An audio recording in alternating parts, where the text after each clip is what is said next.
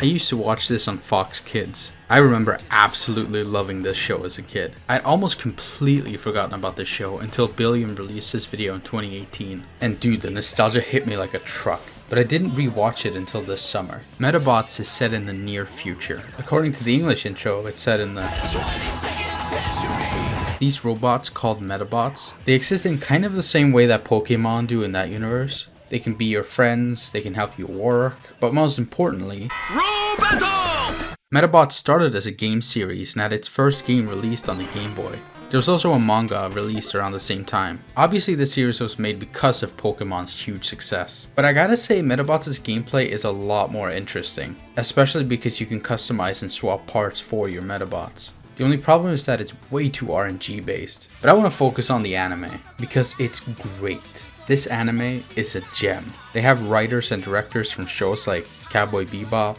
Kill la Kill, and more. The show first aired in 1999. It's an adaptation of the game Medabots 2. Medabots is what it's known as in Japan, and the rest of the world got it in 2001. I'm gonna talk about scenes in the show, but I'm not gonna spoil any twists or reveals. I mean, I want people to watch this anime after all.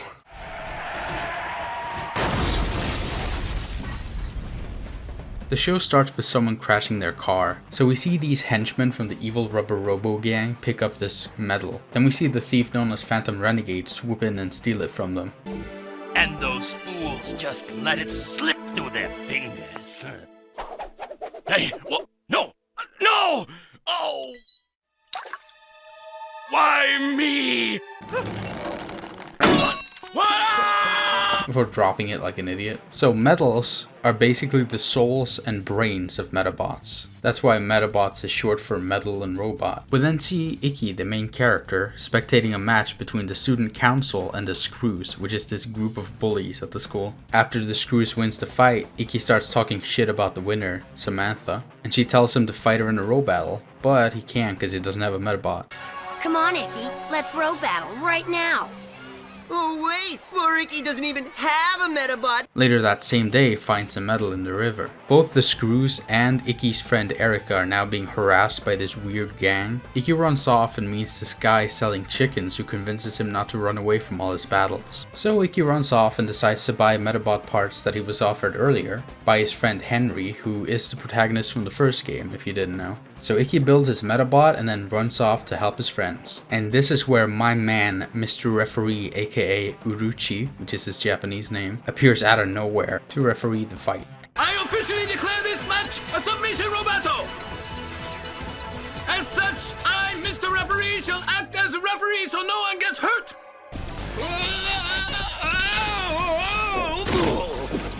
Meta fighters, ready?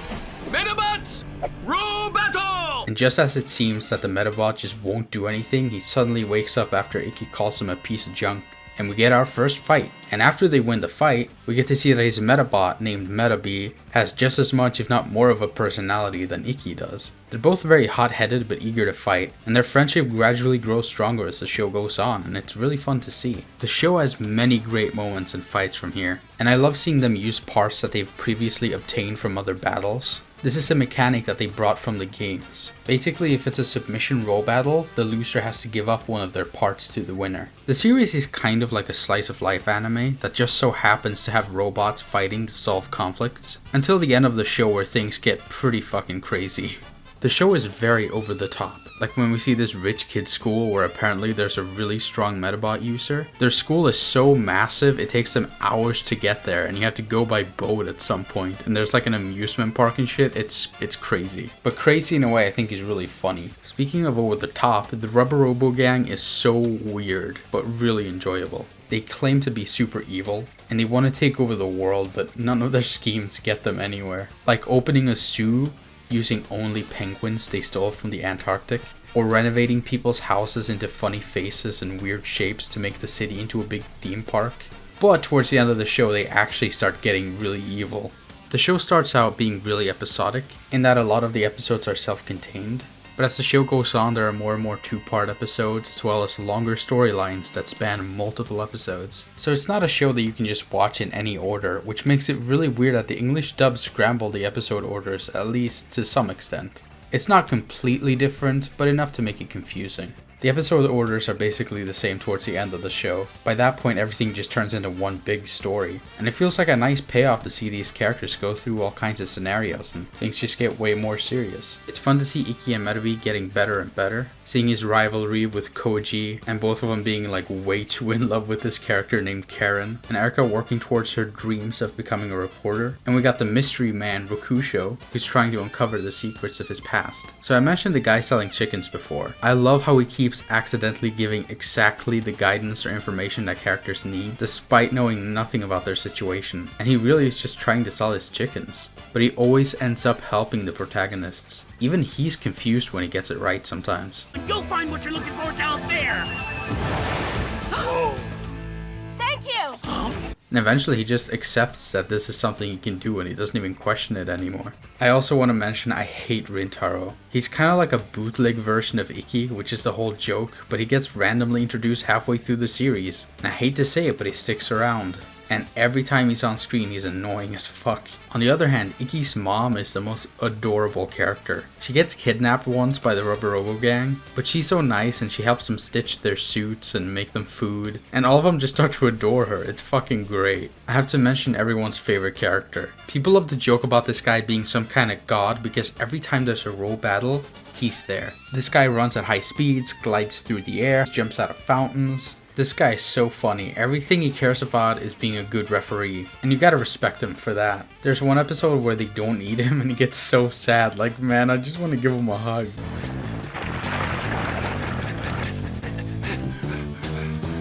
Meta fighters, ready? Oh, don't be silly. We're only practicing. This isn't an official row battle. Huh? I'm not needed? Sorry to bother you.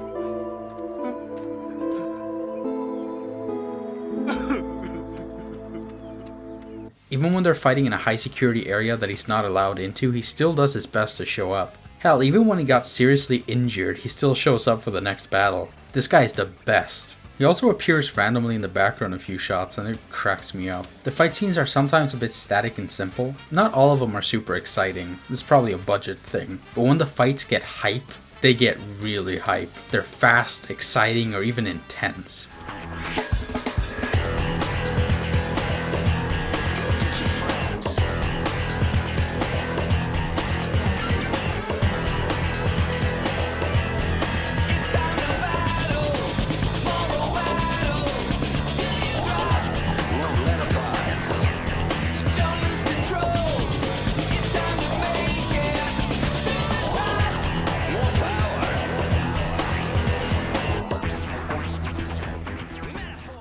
Some of the emotional episodes in this show hit really hard. A bit more so in the original compared to the dub, but I'll talk about that later. There's an episode of a lonely child who has to say goodbye to his only friend to do what's right. There's an episode where a woman is still grieving over her husband that died years ago. There's a kid with an alcoholic father. They have some difficult subjects in there, but they handle it pretty well. The second series, known as Medarot Damashi or Medabots Spirits in the West, didn't even get aired in Norway as far as I know, so I've never seen it as a kid. I only saw a few episodes to get a feel for it, but you can tell the quality dropped hard. This series had a lot of new people working on it, and it lost the original head writer for the show. Most people seem to agree that season 3 kinda sucks, so I'm not gonna bother to watch 39 mediocre episodes. It also drops a lot of the cast. Even Mr. Referee is gone from this show. They drop most of the storylines from the original show outside of a few minor callbacks. I would say just don't bother watching this one. It's not even close to as fun or charming. But back to what matters. The first series, aka season 1 and 2, is a very underrated anime.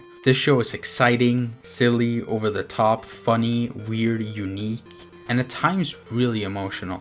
I honestly recommend it for anyone who's interested. Whether you're nostalgic towards it or never heard of it, it's 100% worth your time if you just want something fun to watch. You might be wondering if you want to watch the English dub Fox Kids version of the show. Here's my thoughts on that. The dub of the show was made in Canada. They even made one of the characters Canadian in the dub. He's just Japanese in the original. My name's Tom. This is my Medabot Snowbro. We're the top-rated meta fighting team in Canada, eh? The dub's voice acting is pretty good for its time. It takes a different direction with certain voices, like Medabi sounds more like an adult in the English one, Rokusho. Hey, come back! while in the Japanese one he sounds like a kid. They completely changed this baby Rubber Robo character. In the Japanese one, he sounds like a little kid, but he's still smarter than everyone else around him. こんなことをしても世界征服はできないロボ。 The English dub makes him sound like cartoonishly evil and gives him a kind of grating voice. Rubber Robos, I think it's time to run away in disgrace. But I'm really happy they changed the voice of this parrot character. Holy shit, his Japanese voice is so annoying. The English one sounds way better. Thanks to Dr. Aki. So there are changes I really like. The dub also added these wacky looking profiles every time a new Medabot is introduced, which is fine early on when they only use it once or twice per episode, but I got really tired of it towards the end of the show, when they have like 6 characters to introduce in a row in most episodes. It's like 30 seconds straight of just this. They also changed a lot of the character names to English names for some reason, but not all of them. So like Ikki, Rintaro, Medabi, Koji, all of them have the same names. But then they changed names around like Henry and Samantha. Sometimes the English dub would add context or more comedy to certain scenes to help improve it. And I feel like some of the comedic moments are better in the dubbed version. I'm the baby here, but you guys are the ones who should be wearing diapers. I was imagining myself in diapers when suddenly it happened.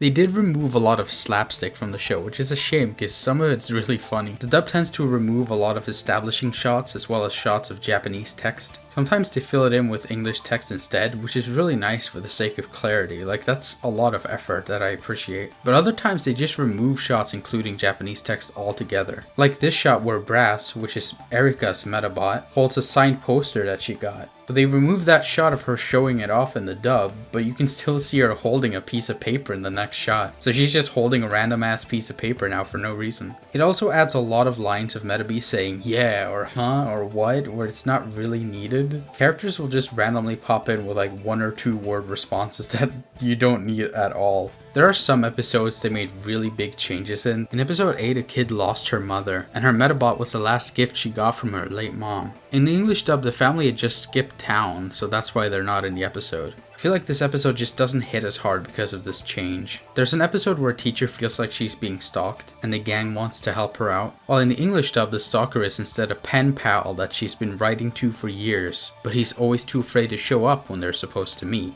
This change I feel like makes a lot more sense, because stalking is kind of a fucked up thing for a kid show to have. So if they had to change it, making it a pen pal was a good choice, because they made it fit the episode really well. I think the worst example of the English dub changes was in episode 23, where Rokusho and this lady named Aika are talking about a tree they're both connected to. And it's kind of emotional for the both of them, because Aika is trying to defend the memories of her late husband, and Rokusho is trying to figure out what his past is, because he knows something happened to him here. But they feel the need to add in all these dumb jokes that just don't land. Don't get me wrong, usually the comedy, even a lot of the stuff they added just for the dub, works really well. But this particular episode, they added a lot of jokes I felt took away from the original intent of the episode. They also made Aika seem a lot more aggressive in the dub, which is not the impression I got from the Japanese version. I found her to be a lot more likable in the original. I already talked about the kid dealing with her alcoholic father. We see a shot of her dad drinking alcohol while his business is failing, and the girls in the background crying. They cut the shot and removed all mentions of alcohol. I get that it's a bit much. It's not like it can't be done, but maybe it's a bit much. But in episode 44, they took this wine bottle that's originally unlabeled and wrote